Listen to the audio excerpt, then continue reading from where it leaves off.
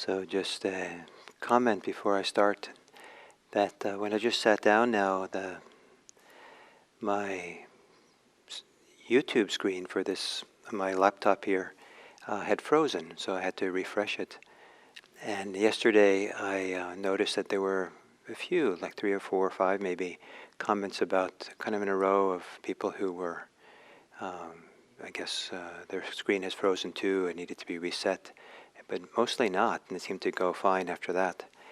So I just want to say last week we had a big problem with this, and I finally got it to work by switching our service provider. We have 2 here at IMC.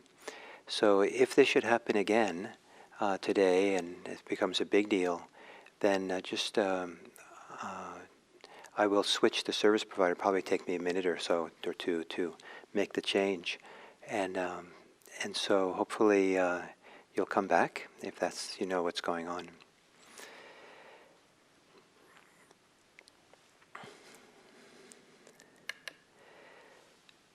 So good morning, and welcome to the meditation. And this week I'm going through the sequence of the basic instructions for mindfulness practice that I teach here at IMC, where we focus on breathing first, and then the body, and then emotions, thinking, and then something interesting on the final day. And so here, today is the day on emotions. And certainly emotions are an important part of life. And but I think it's useful to consider that emotions are probably not what you think they are. And they're probably more important in ways that you can't imagine or don't really know, at the same time as being less important than maybe you realize. For people who maybe have very little contact with their emotions, maybe for some of them that they're probably more important than they realize. And for people who are very much in touch and in contact with their emotions, and there's a way in which maybe they're less important than you realize. And either direction is a corrective in the direction of becoming free. Kind of freedom to emote, a freedom of emotions in a particular Buddhist way. So in the teachings of this mindfulness practice, there are 4 dimensions or 4 aspects of mindfulness of emotions. And these can happen all at once in some kind of holistic way, or they can happen each distinctly as is appropriate, as is useful, as whichever one is the most freeing in the moment. And that begs the question of what does freeing mean? But so the one is to simply recognize, to clearly recognize an emotion which is there as powerful. To recognize that we're happy, or to recognize we're sad or grieving, to recognize we're angry, discouraged, inspired. There's something that happens in their recognition, that if the recognition is very simple, just the recognition, that there's something freeing in that, just allows it to be there, makes almost like making space for something. The second aspect is allowing. And whatever the emotion is, to allow it. And meditation practice, whatever your posture is, whether it's sitting or even walking meditation, standing meditation, there's something about that's very special about the posture that we settle into or intentionally place ourselves in when we meditate, that becomes a posture that's meant to be able to hold and make room for anything that we're feeling inside. In daily life, it might not be possible to allow all our emotions, their freedom, just flow through us. We might make a mistake in what we say and do. We have to care for people in ways that sometimes our emotions wouldn't if we just let them be expressed. But in meditation, it's meant to be a place of no shame, no embarrassment, no blame, no needing to run away from, no need to collapse, um, lean forward and grab, just sitting upright and allowing it to course through us, and stay present, stay aware. So once we recognize it, we can allow. The third is to feel, and the feel is to really experience the physicality of the emotion, the physical expression of it, manifestation of it. And almost all emotions that we feel have some kind of physical manifestation that lets us know that we're having an emotion. And so, it could be that the chest is tight and compressed. It could be the jaws are clenched. It could be the stomach has butterflies in it. It could be there's a warmth that kind of radiates from the heart that feels so good, or the hands feel delightfully tingly, or there's a wonderful thrill that runs through the body when there's joy or something. And so to feel it and to trust the body's experience. And one of the reasons it's so useful to feel the physicality of emotions, it's a way of stepping away from the story-making mind. The stories, the ideas, the projections, the planning, the reactivity of the thinking mind, which has a way of fueling and continuing the emotion. It's a little bit like someone who reaches down to grab a beach ball on the ground, and as they do so, their foot kicks the ball further. So they walk up to the ball, reach down to pick it up, and they kick it, and they're never able to pick it up because they keep kicking it forward. So the same way with our emotions, there's a way in which our story-making mind, our ruminations about what's going on, keeps kicking the emotion forward. And so we're never quite able to get a clear view of it, or a clear stepping back and holding it in a loving, compassionate way, or wise way, liberated way. And so feeling is not the same thing as story. So it's a way of allowing the body to process the emotion. And the fourth is something that's a little more complicated, which means teasing apart. And that's meant to be something very, very simple, but to begin distinguishing between things, different aspects of the emotion. This, for example, the physical manifestation versus the story-making mind. The difference between our attitude towards the emotion and the emotion itself. And so these very simple distinctions that makes kind of breathing room to be present, so it's easier to be there with it without having these knotted up with each other. When our reactivity and attitude is knotted up with the emotion, it can be very difficult. And in some ways we keep kicking the ball forward.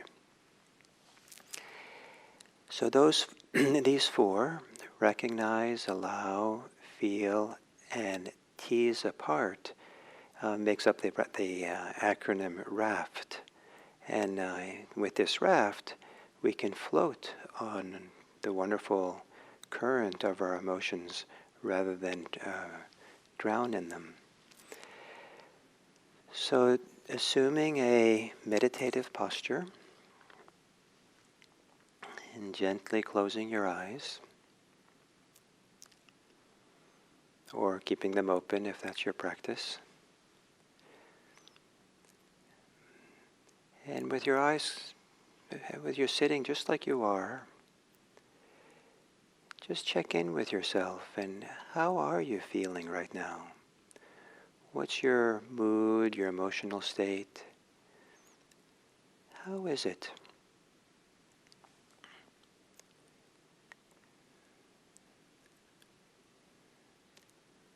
And have a few moments of clearly recognizing it. And seeing if that recognition can be very, very simple. Just the recognition, oh, it's like this. And if it's very vague how you're feeling, then you can just recognize that you're having a feeling. Just that's all. You don't have to name it more specific than that. Or if there's no feelings or emotions or mood states, then recognize the absence. And however you are feeling, what does it mean for you to allow it now? Give room for it. Not assume it should be different. In a sense, giving permission for however you're feeling to be there. Unconditional permission.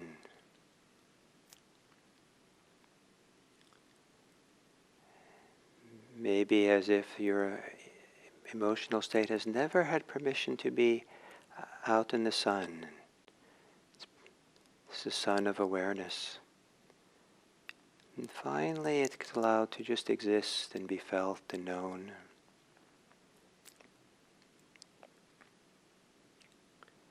And then feel it in your body. What parts of your body are most active or alive or with sensations associated with how you're feeling? And it could be anywhere. The face, the hands, the belly, the chest, the head, the back, the feet.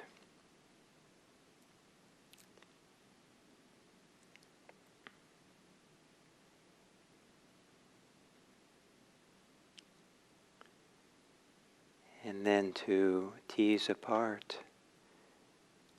is to notice, distinguish between your thinking, your reactions, your judgments about what you're feeling, and the simplicity of the feeling itself. Tease apart the stories you're telling yourself about it from the embodied experience itself.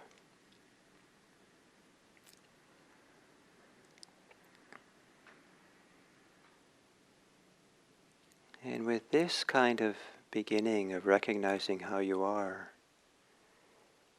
taking a few long, slow, deep breaths, 3/4 full, the inhale. Maybe inhaling into the body that's feeling.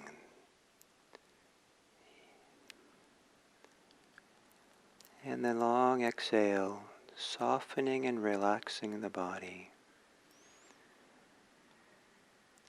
Relaxing around how you're feeling. Long exhale and settling in to your body here.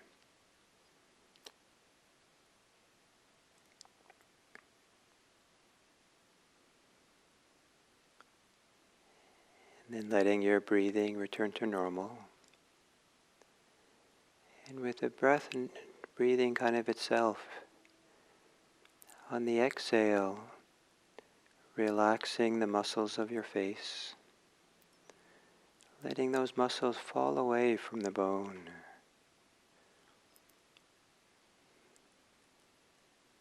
Muscles of the face do so much work throughout the day. And now, sitting here, you can let it rest.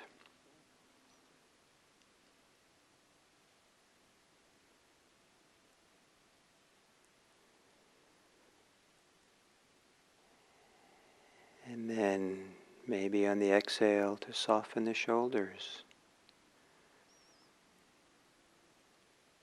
Release the shoulders. No need to carry the weight of the world for these minutes that you're here.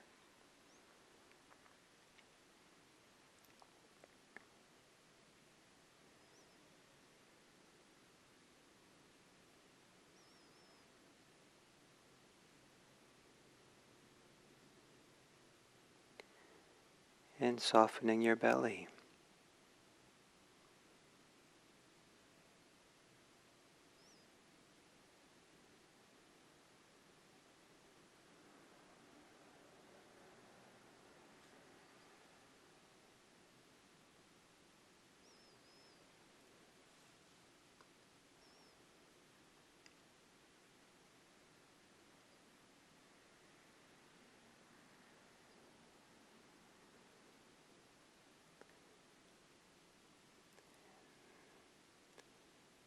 And then within your body, as part of your bodily experience, become aware of how the body experiences breathing.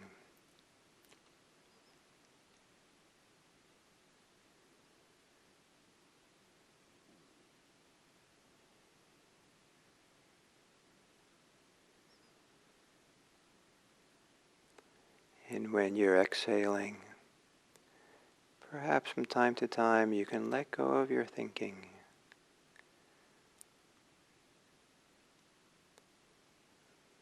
Or quiet your thinking.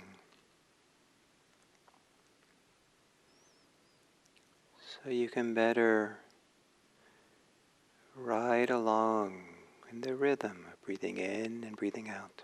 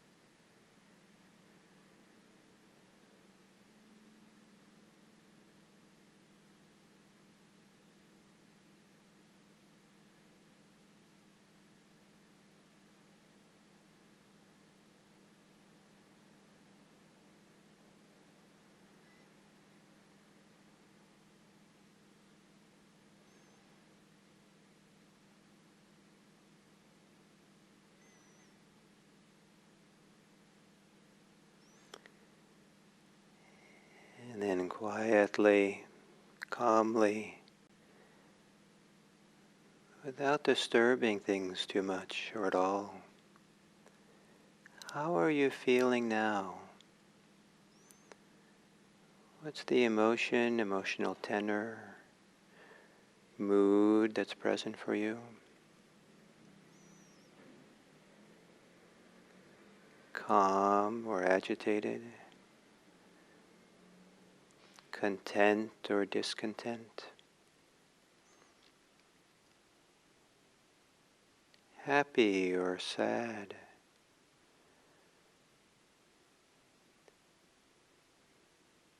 Irritated or friendly? Whatever it might be for you, recognize it for what it is, without being too concerned with how accurate the recognition is. Like it has to be the exact word. Maybe it's a silent recognition, an acknowledgement.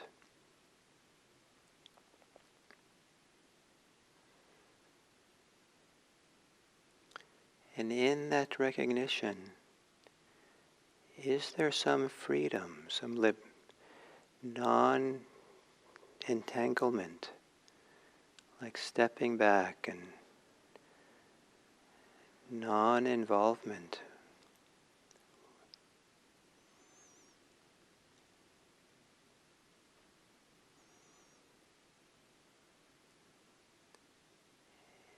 And make room for how you're feeling.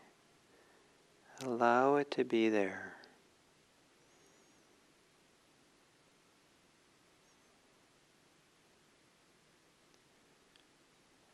And in that allowing, is there a kind of freedom,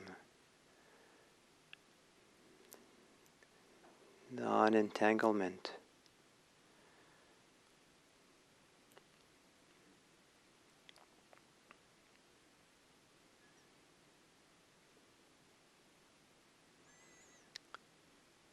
And then gently, how does the body experience your emotion? How's it felt in the body?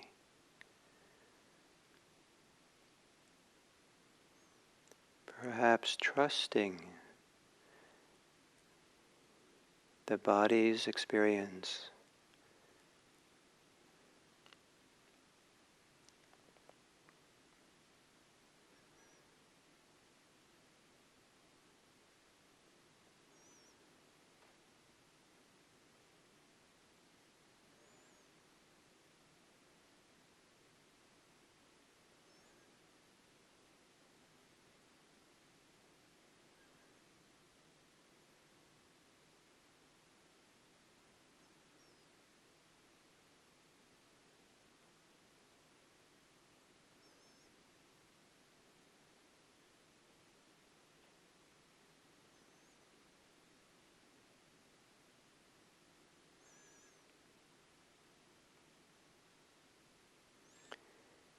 And then teasing apart the simplicity of your emotion, your state, your mood, in any kind of way that you define yourself by it, or judge yourself by it, or identify yourself by what you're feeling. Those are two different things. The emotion that can be independent of any conclusion you make about what it says about you yourself.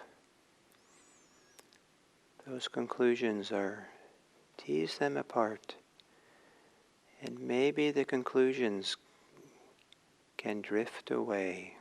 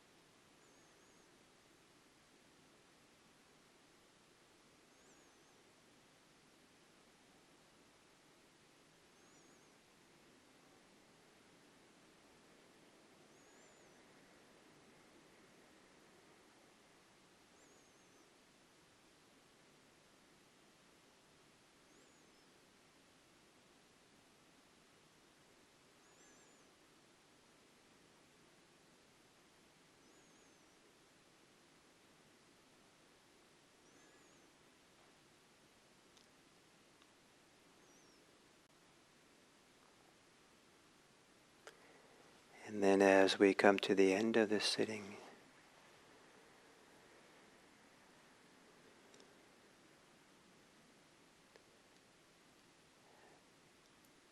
the respect, the care that we give to our emotional life,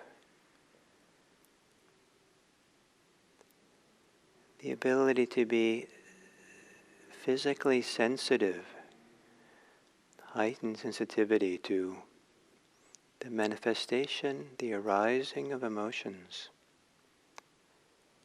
is the sensitivity that also makes room for compassion and kindness, love and goodwill, and a sense of care and caring.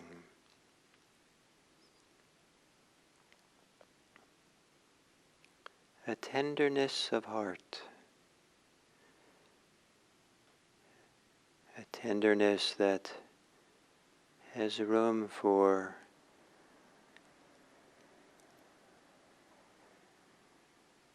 a sympathetic resonance with others.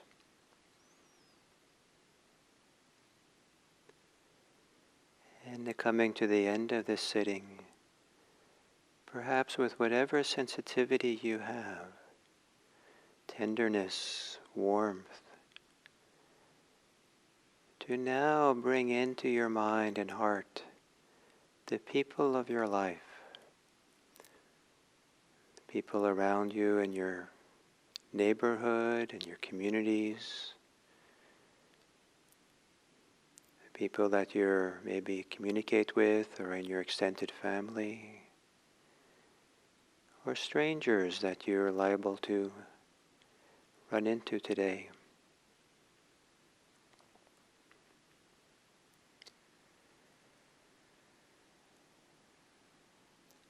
And to regard them kindly, to kindly gaze or kindly consider these people, and perhaps consider how wonderful it would be if some of them could be happy, if some of them could be peaceful and contentedly inspired in their life.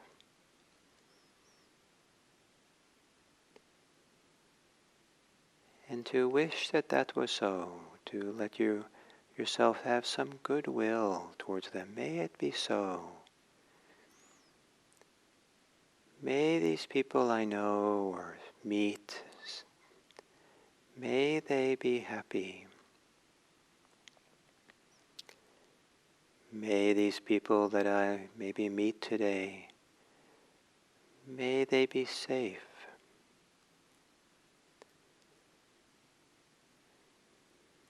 May the people that I meet today, think about today, or communicate with today, or learn about today, may they be peaceful.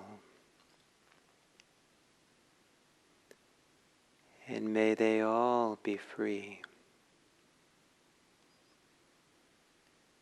And finally, in ways that are appropriate and inspiring for me, may I contribute to this possibility for others.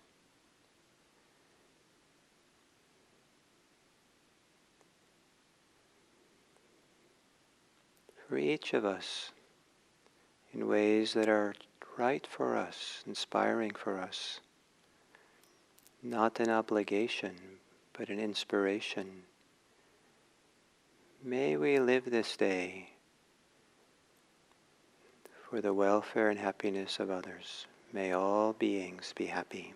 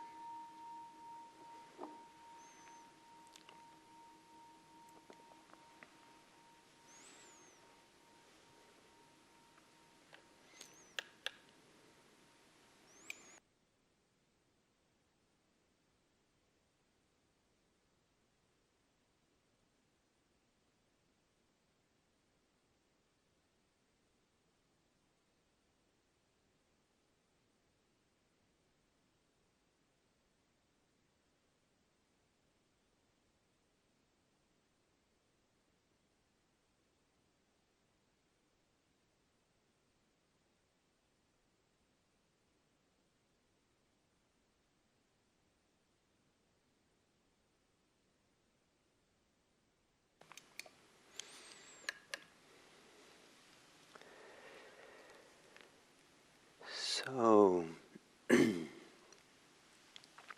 emotions are probably not what we think they are.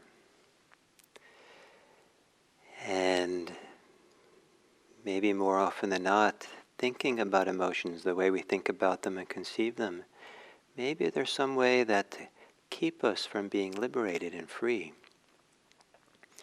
Maybe even keep our emotions from have a certain kind of freedom.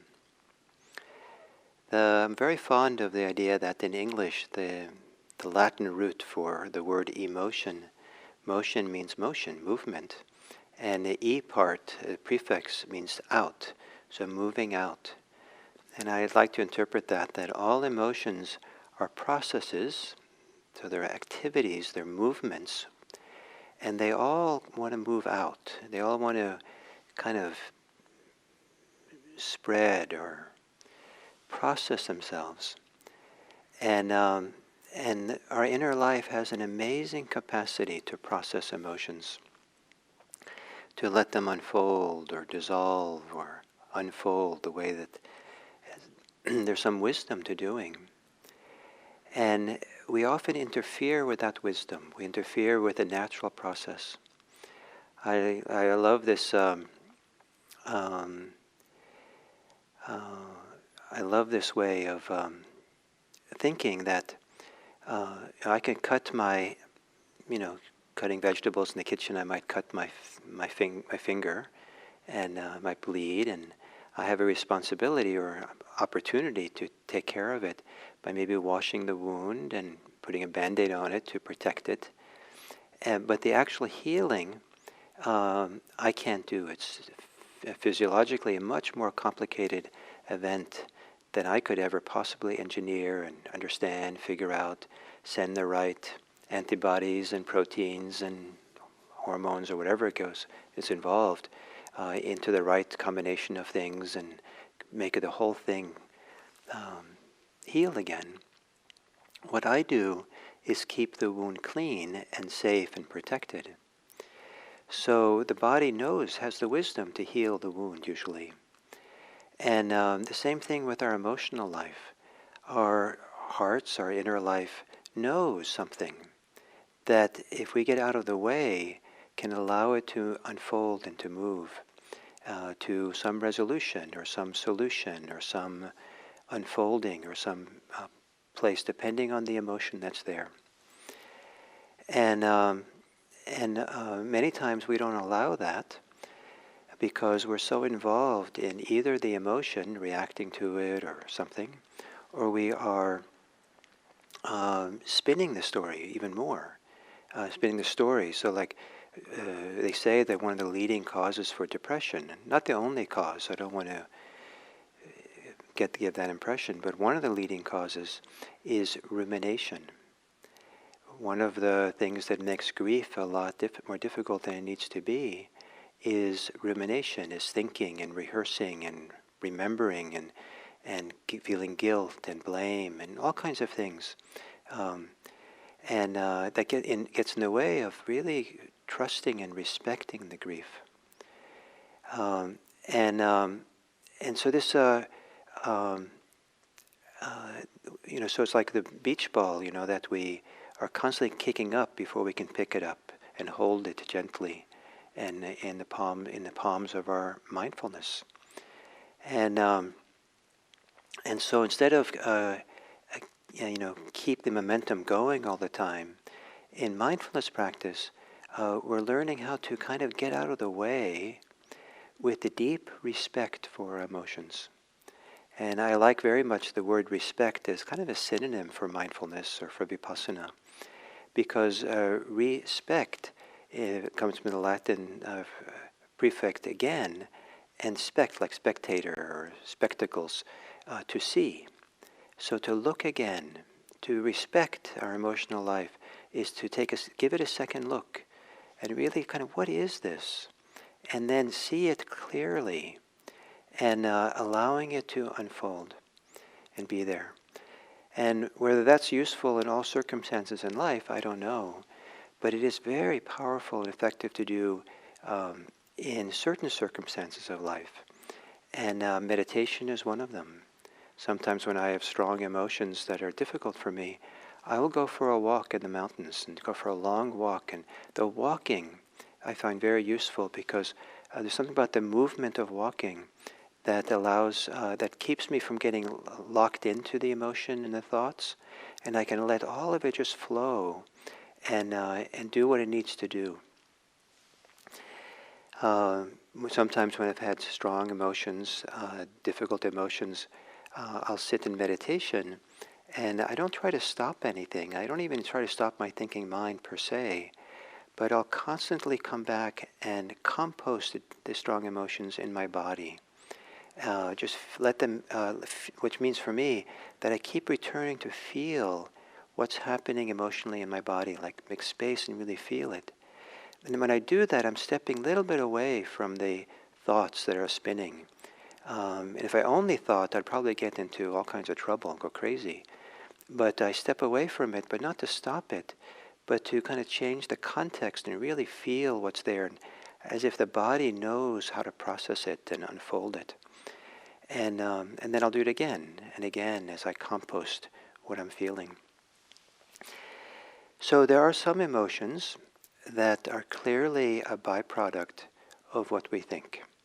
And I've sat in meditation and had a perfectly lovely, peaceful time. And then for reasons that I have no idea why, I'll think about some conversation I had with someone 20, 30, 40 years ago, now getting to be almost 50 years, some of them. So, and then just somehow that comes through the mind, this thought. And with that thought, boom, I get angry or irritated or afraid or something. And and then, I can see, as I keep telling the story, she said, I said, I should have said, why didn't I say? I could feel the emotions and the heat kind of operating. And it was clear that the thinking, the thoughts, seemed to be really central to keeping this thing going. And then I've had times when I've learned to kind of quiet the thinking mind and just be with the feelings and the emotions. And it's really clear that I'm no longer feeding it. I'm not like pouring gasoline on the fire. And then something different begins to happening. Something's cool and quiet and subtle. And rather than solving our emotional problems, sometimes they dissolve. Sometimes what happens is that some emotions that many of us feel, have nothing to do with our external life, but maybe it has to do with physiology. And so it's not a matter of what we're thinking a lot, but it's feeling it in the body and not identifying with it, not making a story out of it, and a story about, oh, poor me, I'm bad or I'm wrong, that I should feel this way. And making a lot of space for it so that the mood or the emotion that we have is not a filter through which we see ourselves and see life. And that ability to not let it be a filter that sees what's going on has a lot to do with this ability to really stop and look and respect what's happening here and acknowledge it, recognize it, really feel it and know it, and to maybe tease it apart and just let it be simple for itself. And then that's a kind of liberation. That's where freedom can happen, where we're no longer entangled and caught up in all this. And we can just allow everything in its uniqueness to be there for itself. And it's a beautiful kind of generous thing to grant, to give all the particularities of our life its freedom, to let an emotion give its freedom to emote, to be there in the quiet and the safety of just being present for it, to allow our reactions and our identifications with it, to let that be free, meaning we don't kind of get involved and keep thinking it and scratching the scab. We just let it kind of, okay, you're there, and okay, you're free, but you're free in a sense that you're not casting a light back on me and I'm not defining myself by it. So this wonderful part of mindfulness practice, and a rich part, is bringing mindfulness to a real careful, respectful attention to the fullness, to the richness of our emotional life. And but not to be involved with them, and not to celebrate them, and not to denigrate them, but you just allow them to be there in their simplicity. And what happens with that, at some point we start seeing that there are two classes of in the emotional life, two classes of kind of emotions or attitudes that we can have. One are the ones that, one side, they're the ones that are clearly involved, arise out of our reactivity, arise out of our contraction and resistance and pushing and wanting and not wanting, and the ways in which we build ideas of self, me, myself, and mine, or attitude towards others. And they're a little bit more compulsive, it's a little more automatic, and they involve what in Buddhism, early Buddhism, might be called some level of craving or drivenness and lack of freedom. There's a whole other class of emotions that come when there's no reactivity, but rather it's the free and unfettered response of our psychophysical system. Some people might say of our hearts. And those feelings and emotions seem to grow and expand the more we're present for them, rather than dissolving because we're not feeding them anymore with our attention and our stories and all the rumination. Things like compassion, kindness, warmth, generosity, love.